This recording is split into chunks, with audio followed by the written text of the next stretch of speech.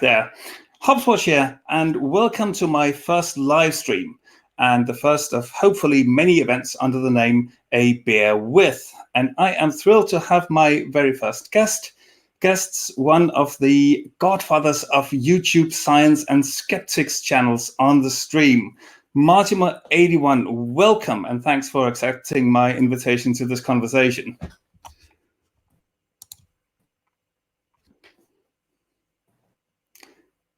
Could you hear that?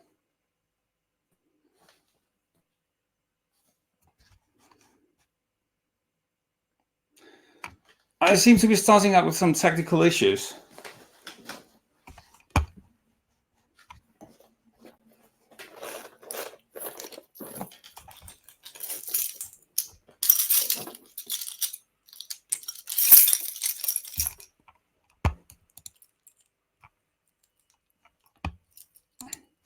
Oh, he fell out.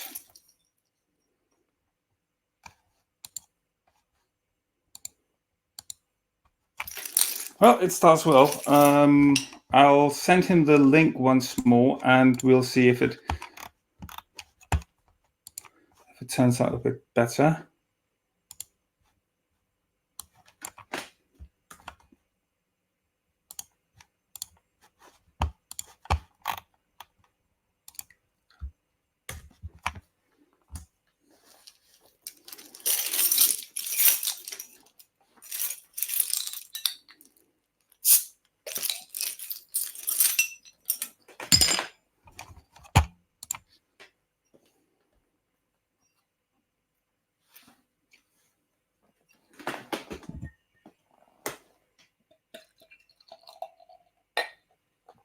Oh, it's coming in again.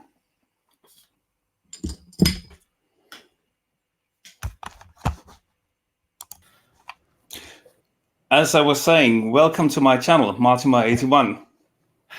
Hi. So, yeah, how much of my introduction did you hear? Absolutely none of it.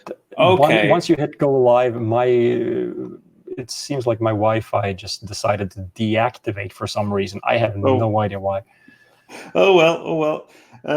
Never mind. Okay, I'll just run my introduction again so that you know what I was saying about you there. Yeah. Okay, so here goes. And what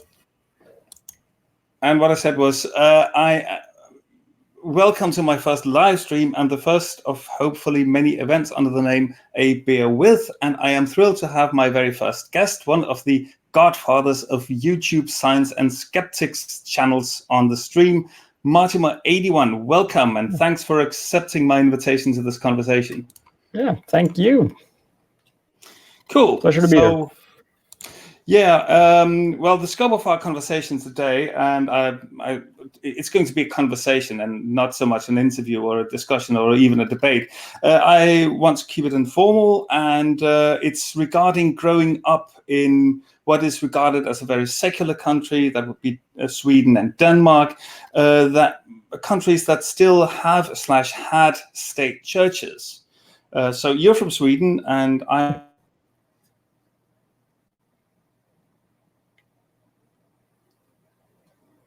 And you dropped out. The very first question I have for you is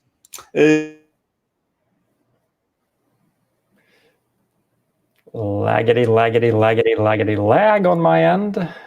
Here too. Which beer are you? Mariestad. Mariestad. Okay.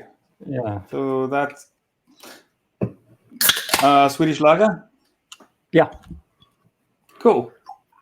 One of my favorite sort of casual beers. What are you having? I am having some local stuff. I have a Hugo Bayer from the town of Skive, from the Hancock Brewery.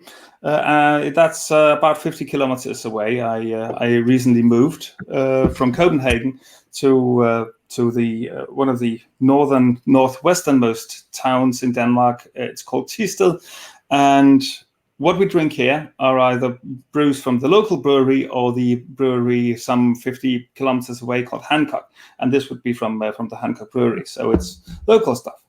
Okay. Which brewery makes what was that again? Mariestad. Good question. I think that's what it's called. Yeah, Mariestads Bryggeri. So yeah. Wow, this is really laggy.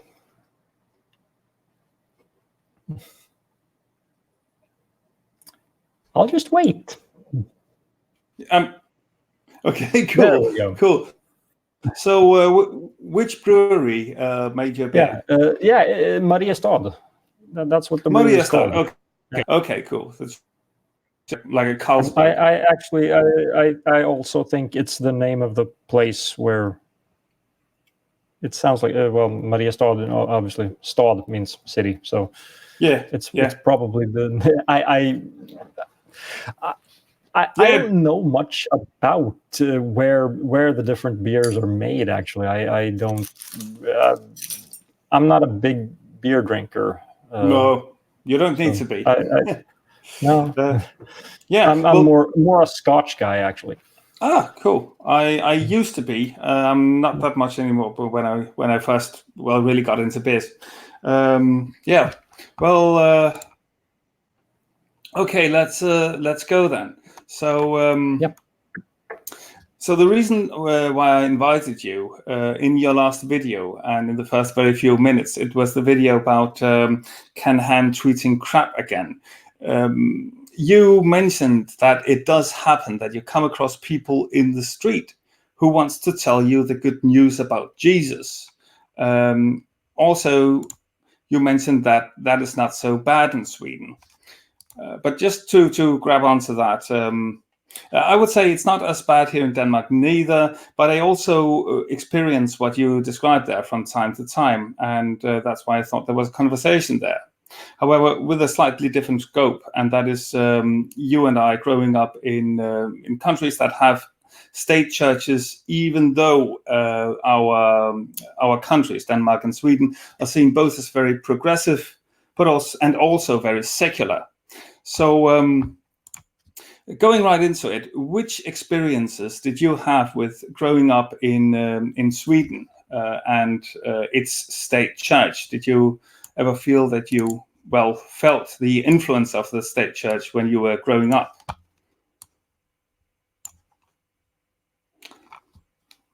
Can't hear you.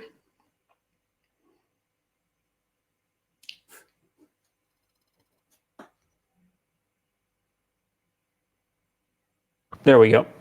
Good. Okay. So I didn't hear your response. Yeah.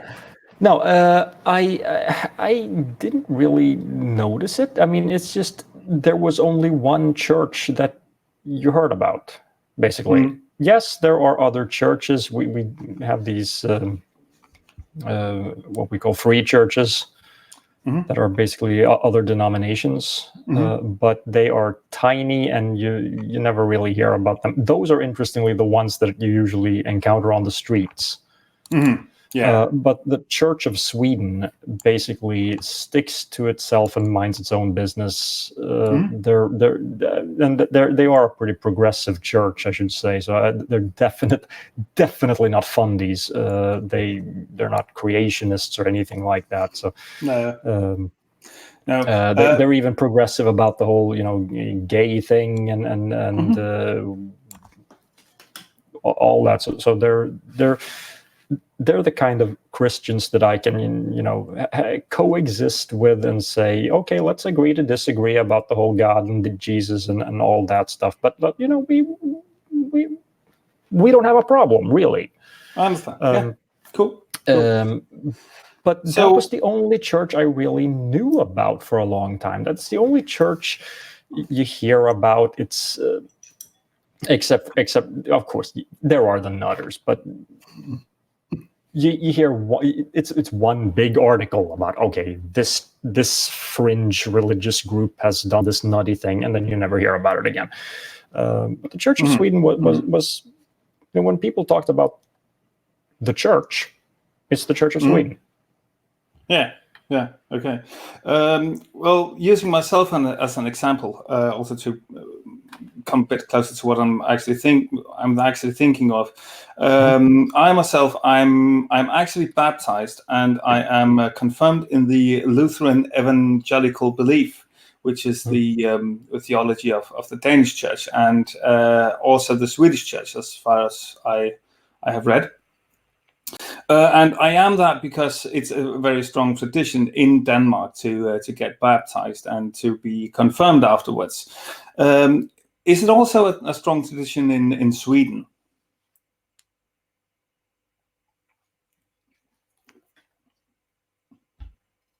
Can't hear you again.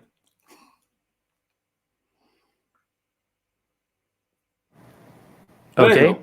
There you go. Much better. It's this damn thing. Oh, you know what? I gotta change the batteries on my microphone. Okay. Just one second. That's the problem.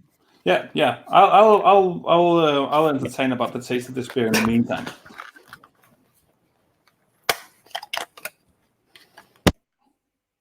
I can say so much. It has a slight stronger bitterness of hops. Also, it has a very, very soft mouthfeel to it. It's not just your regular lager. It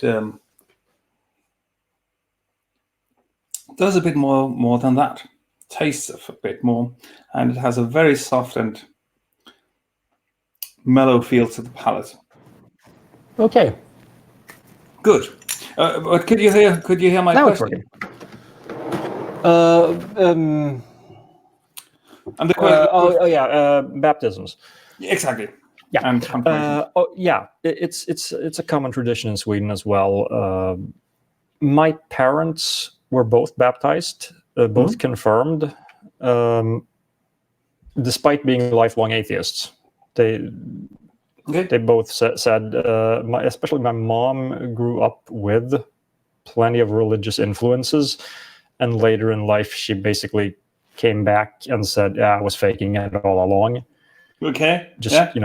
It's a social thing. You gotta pretend to fit in. My dad has never been religious at all. He's following what I'm doing on YouTube really with a lot of excitement, because he's really into the whole bashing religion and stuff. Cool. But they're both baptized, and I can actually and actually my wife is also baptized and confirmed, also an atheist. Okay. So I'm not, though. You're my not. parents decided we're not going to push this bullshit on yet another generation. So you sound a bit like my kids, because I have gone through, as far as I can hear, pretty much the same thing as your parents, because I was also baptized and confirmed, but I never really believed. I may have had earlier some vague spiritual sentiments, but I have never been a devout Christian in any way whatsoever. And I decided with my wife back when I was still married, that we would not baptize our children, because if they wanted it later in life, they could be baptized themselves, and we if they want that, fine. But it's not a decision that we would want to make for them. We're the same. Yeah, of course. Obviously, we're both atheists. But we're not going to just for traditional reasons continue that tradition. I think it's a stupid tradition. So I think so as well. But I understand that it is also a strong tradition in Sweden, and a lot of people get baptized not because they believe, but because that's kind of what people do. I would also say it is. Even though I was baptized, and nearly everyone in my class back in school was baptized, none of us really believed in it. Yeah. So being an atheist and being baptized and even confirmed is not at all uncommon in Denmark. No, same thing in Sweden. I mean, most Swedes are baptized and confirmed, and even though they don't, they would call themselves non-practicing Christians. They wouldn't use the term atheist because I think there's still too much baggage that comes with that. They would just say, well, I guess technically I'm a Christian, but I don't really care. I don't really believe in it, but I count as Christian anyway, and stuff like that. And I'm just going one step further and saying, well, I'm not. I don't believe it, so I'm not gonna pretend. And not what do you call it? An unpracticing and not practicing Christian? Non-practicing. Yes. In Denmark, we would use the term a cultural Christian. Yeah, that's a very strong. That works. That works too. Yeah, it does. Okay, so let me see. So both of us, we are the ones that devout Christians would say to that we are the fools that say in our hearts that there is no God. And I'm one of those who don't say that. I don't. I say there is no what? What's a God? If you explain what a God is, sure, maybe I can say it. But so that's the problem. That's the main reason why I got a bit of flack on that for that on my last video. People say, no, you can definitely justify the belief that there is no God. And I'm saying, actually, I'm going to make a follow-up to that. Okay. What's a God? Until you answer that, I can't tell you that there isn't one. If someone tells me what a God is, then I can perhaps rule it out. Like with the fundamentalist Christian God. I mean, obviously, you can't be omnipotent, all good, and there is suffering in the world. That's a contradiction. We're done, but a deist God, unfalsifiable. Completely. Yeah. So I was actually more. The point in saying that on my behalf was there are two kinds of atheists. There are those atheists that were always atheists, and that's more or less you and I, definitely you, and by all intents and purposes me. Then there are the deconverted atheists, those that were strong believers and became atheists. And it's funny how fundies say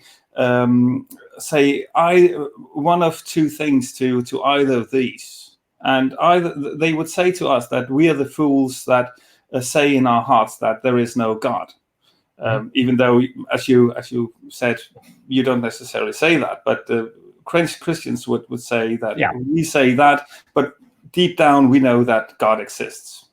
So their claim. Yeah, we just want to sin. Yeah. Exactly. Yeah. Exactly. And then they say something. If you pretend the cops don't exist, the law doesn't apply to you. Yeah. And to the deconverted atheists, the fundies will say, "You never really believed." And I think that's funny because now that you mentioned it, that is a contradiction. It is, isn't it? It is.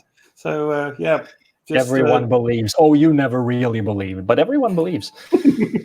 Yeah, exactly. Yeah. Okay. I've never actually thought of that, but yeah. Yeah, I've noticed that because that is the two things that fundies at least would say to atheists of these two types. Yeah. Okay. So moving on a bit here. How about in school? Because in Denmark, we primary school in Denmark, we have a subject, and that subject is still to this day called Christianity. It's not called religion; it's called Christianity, and you are taught about the Bible. Even though it does say in the law that subject is not meant to proselytize a lot of people, and with, as far as I see, good reason, still accuse the subject to be proselytizing to an extent. So I want to ask more generally, do you have such a subject in Sweden? And if yes, is it structured the same way, or do you have such a subject at all in primary school in Sweden?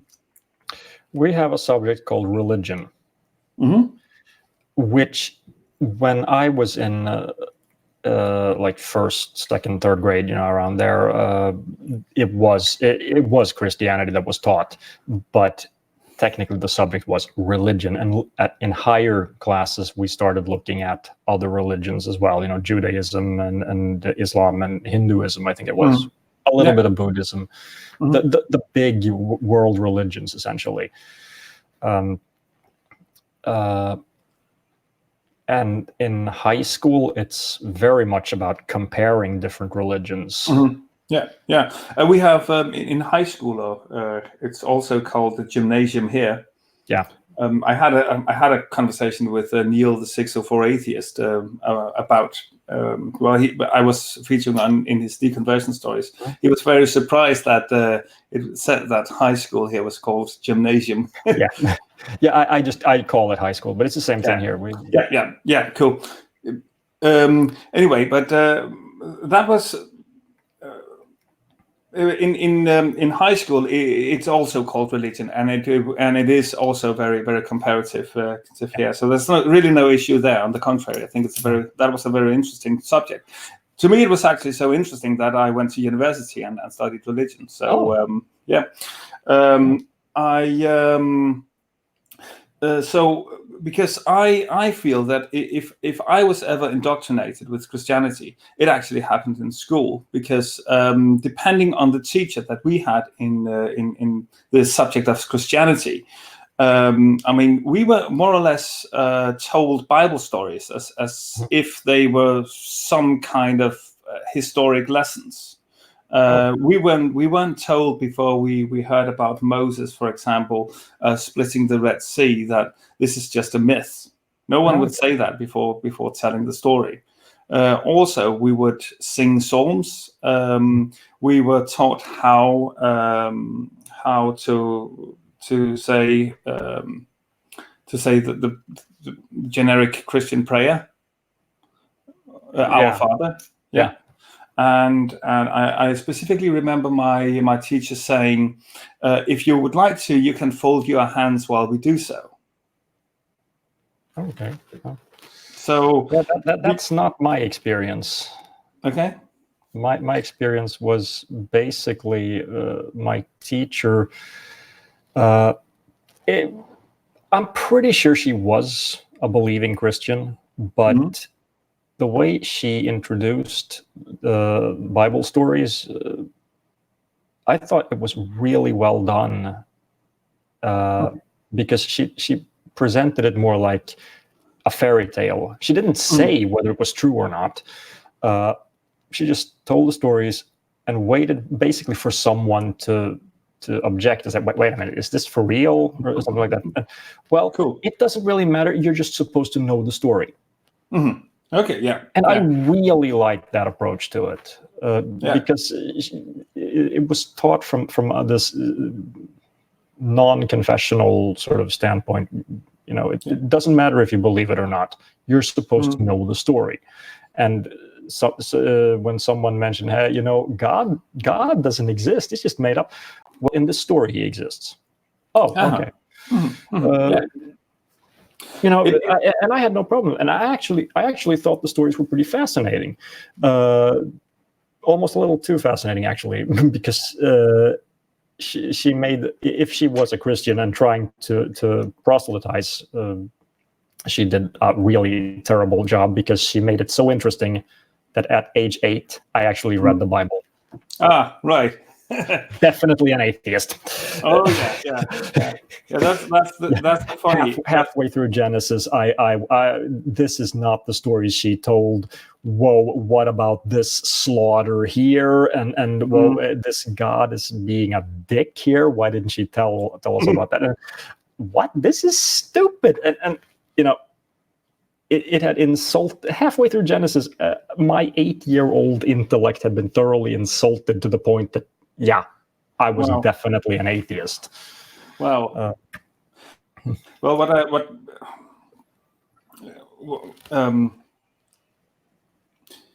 what I thought when I first actually read the Bible was how absolutely horribly it's written. Yeah. It's really, really badly written, and it's really, really badly edited and redacted. It not only are there contradictions within.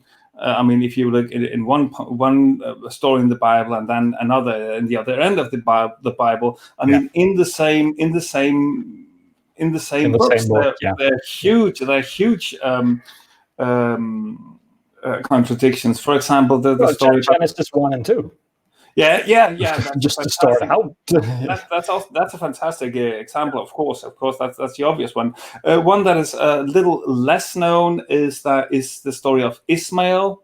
Ishmael, who was brother to was that Jacob? Yeah. Or was it Isaac? No, it was Isaac. It was Isaac. Isaac was the father of Jacob and Ishmael, if I'm not mistaken. It wasn't Abraham. Whatever. Okay. Anyway, what we're told is that Ishmael practically after birth, almost. But then a couple of later on, he's suddenly mentioned again, as if he's still in the house of Jacob or Abraham or whomever, and still a member of the family. And it's just mentioned without him really. I got him mixed up. You're right. It's Isaac and Ishmael. Yeah. You're right. It's okay. It's the son of Abraham. Yeah.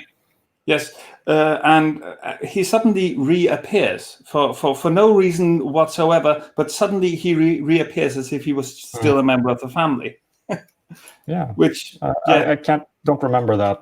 It's been a while since I read it. So. Yeah. Fair enough. But it was something that I was thinking of Jacob and Esau. That's the one I was. Oh yeah, exactly. Yeah, it's stuff like that. But on the other hand, the first couple of books, the Pentateuch, each of those books are compilations of stories as well. They are. I mean, Genesis 1 and Genesis 2 are two versions of the same creation myth that come from two different areas, I think.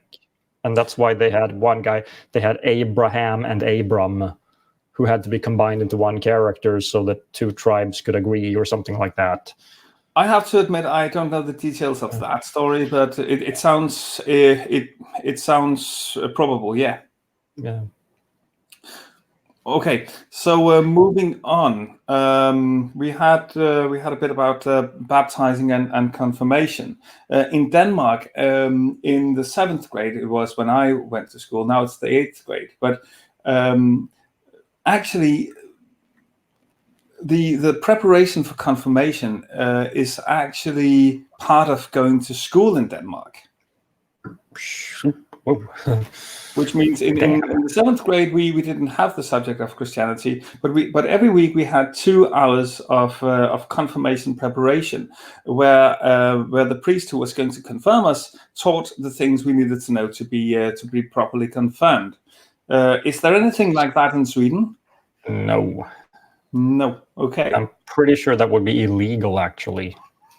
It's part of how school works in Denmark, and back then I didn't think much about it, but now I'm actually shocked that it is like that. Maybe it would have been allowed, or it wasn't done, but it may have been allowed when I was in school. But today it definitely wouldn't be allowed, because the curriculum we have now, it has to be inclusive. You know, you couldn't just.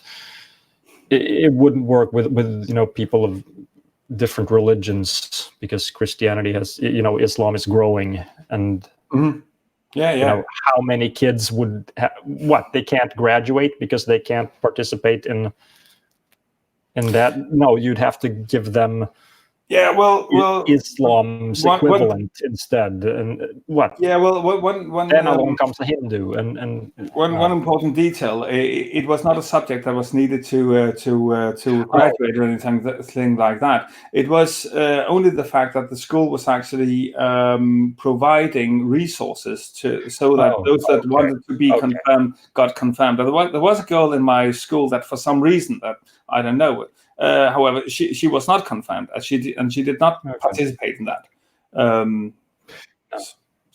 know that there was the church contacted people through the school, basically say, okay, hi, if you want to be confirmed, here's what you should do. But it was more like, after that, it was outside of school entirely. So it's not like the school resources were going to it or something like that. It was more like, just a priest comes to visit class, during religion class. Yeah. It says, oh yeah, it's time for you who want to be confirmed to do that. Here's how you do it. Here's where to go, and stuff like that. That was it. So. Yeah. Okay. So that is a huge difference, actually, because and this is also criticized by secularists in Denmark, that this is still pushed in school. Okay. So as I did imply in the comment that and what I said earlier, in Sweden you don't have a state church anymore. No. And you haven't had since 2000. And you, when I mentioned that in the comment that I put in your video, you said that you never really noticed. How come you never noticed? If I can probably because I was born into the Church of Sweden. Apparently, I found out when I was like 18. My parents mentioned it to me. We're still members of the church. We're probably gonna leave. Because why are we in it? And I'm like, well, take me the fuck out of it. that's it, So, but a lot of that has to do with things like paying tax to the church, because graveyards are managed by the church, and at some point we're gonna need a place to stash our bodies, and so we still, you don't get away from that. By leaving the church. I just read the Wikipedia article about the Swedish church and noticed that was actually a thing, that they're still in charge of that, even though they're no longer state church. It's like they are the business that takes care of that. Yeah, exactly, and that's really separate from the whole religion thing. It's just this is the place that is devoted to storage of corpses. You can't just throw a dead body in the forest, because there's going to be a police investigation every time someone finds one, and that's not very practical. Practical and not very healthy. Yeah, and since people have been buried in cemeteries run by churches since like who knows when, who cares? Just keep doing it. Yeah, exactly. It's a practical solution. Yeah. I don't know how exactly it is in Denmark, actually. I noticed when I was reading the article that in Stockholm it's different. It's actually the municipality that takes care of it. Yeah, I wouldn't know about that. And there's one other place. I'm hoping that will change. Like there will be a secular graveyard at some point. Because I don't know how it is in Denmark, to be honest, but I know that there's an atheist graveyard in Copenhagen, and a couple of the larger graveyards in Copenhagen, for example, don't have a church just next door. For example, the graveyard that H.C. Andersen is buried in, it's a huge graveyard in the middle of Nørrebro, not central Copenhagen, but still one of the old parts. And as far as I know, that's just a graveyard where a lot of people get buried because they live in Copenhagen. So it's not because they are linked to a specific church or anything. Yeah, here in Linköping, we have something similar. The main graveyard here in town is pretty close to the center of town, and the church. We have two churches in the center of town that are a Swedish church. There are actually free churches as well, but none of those two are in connection with the cemetery. No. Okay. Interesting. So that would be approximately the same thing as far as I can hear.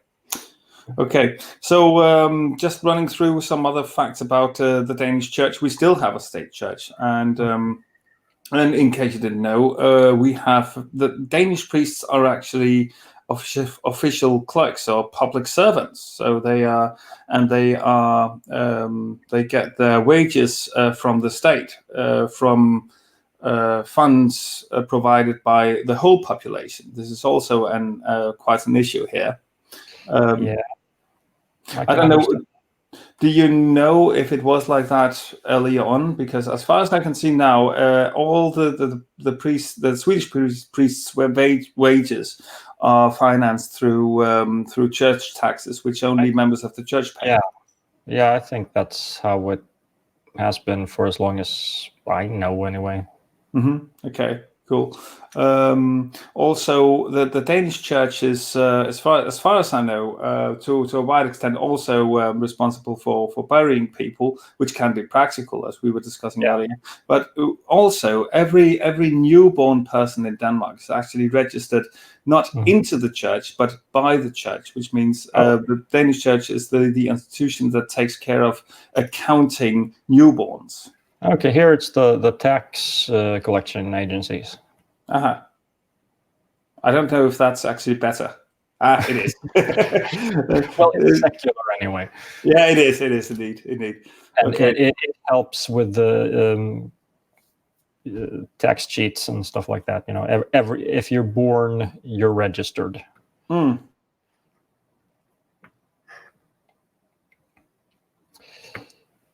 Yeah, it was a bit of a lag there, but I wasn't saying anything. I said, okay. Let me see, because I have a lag.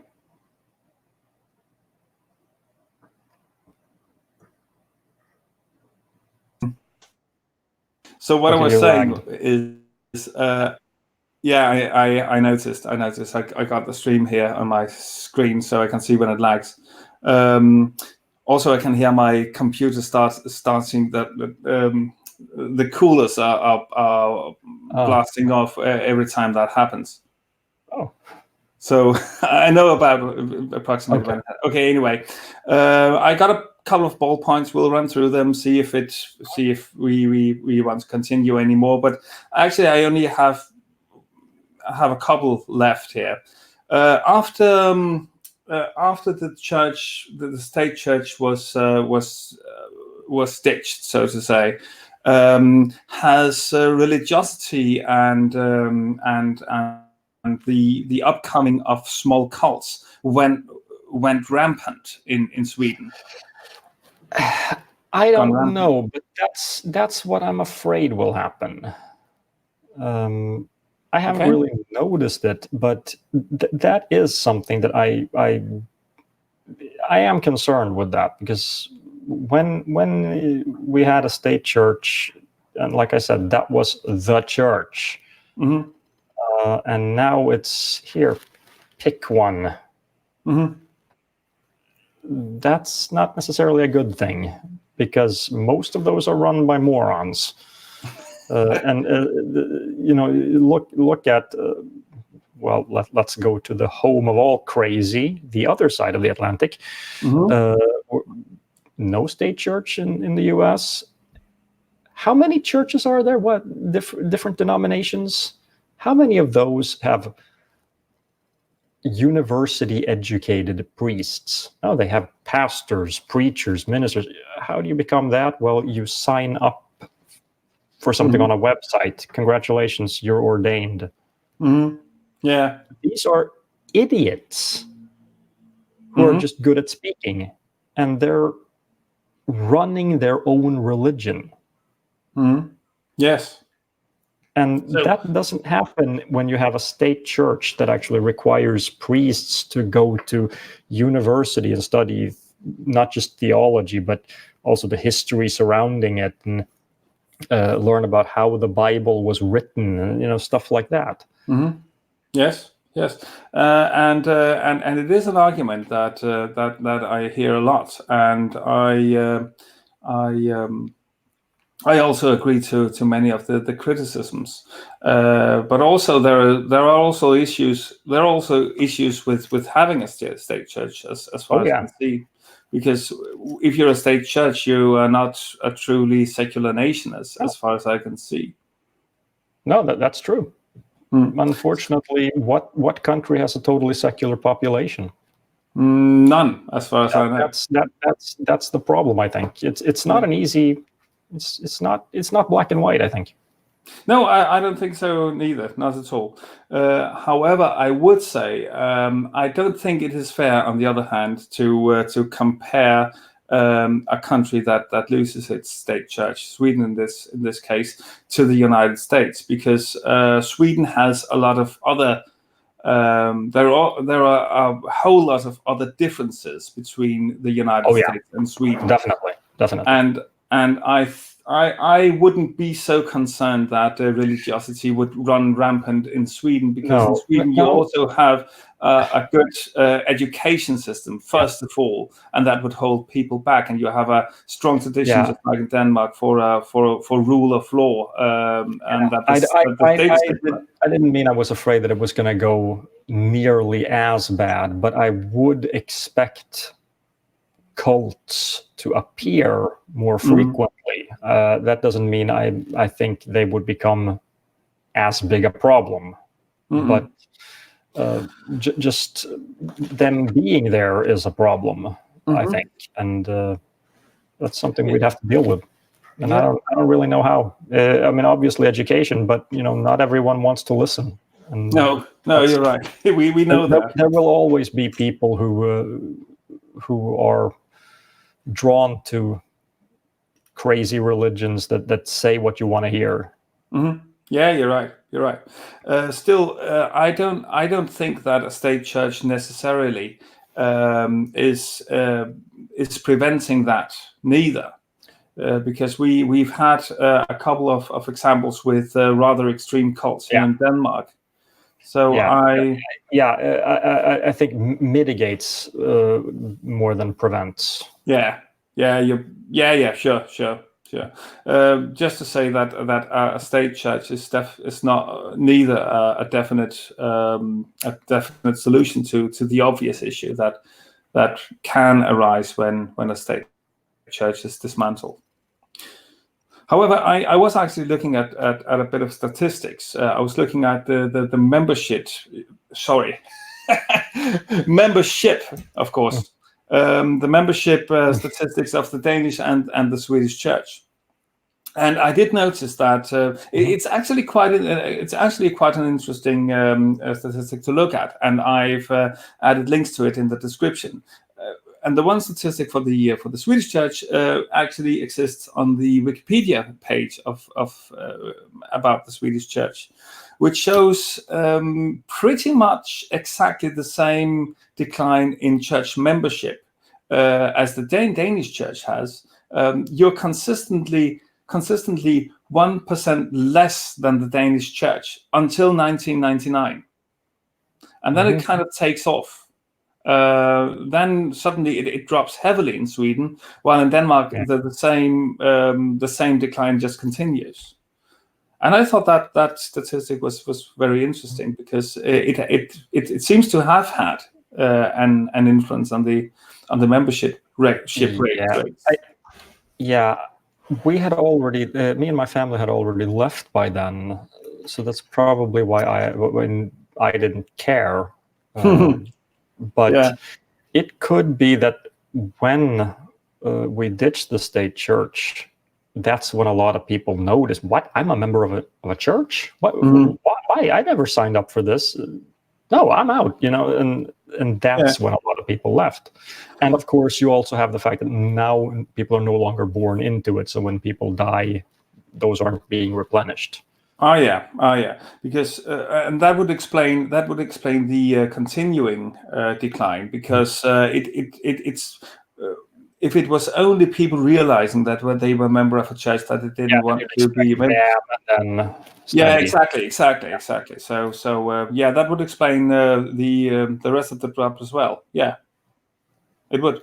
Cool. Yeah. Okay, I don't really have anything more. I think this has been a very, very good conversation. Yeah, except for some lag. Yeah. Yeah, except for some lag. Yeah. And my microphone mess ups, but yeah. But I want to say thank you once again, Martymer. Why don't you just plug your channel for a sec here in the end? Tell us about what you do on YouTube. Lag. Yeah, it's Martymer81. Okay. Yeah, lag. Yeah, I'm Martymer81 on YouTube, and I do mainly debunkings of pseudoscience, a bit of critical thinking education. I try to keep it lighthearted. I can be a bit of a dick at times, mainly at the expense of people. Could I lag? There's a bit of lag again. Could I just here in the end of it ask you to say, of course, just once?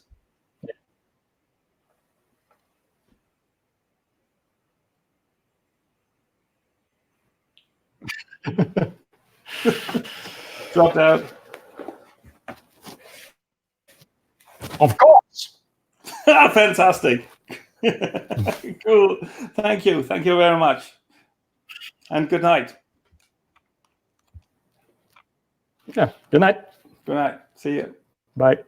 Bye.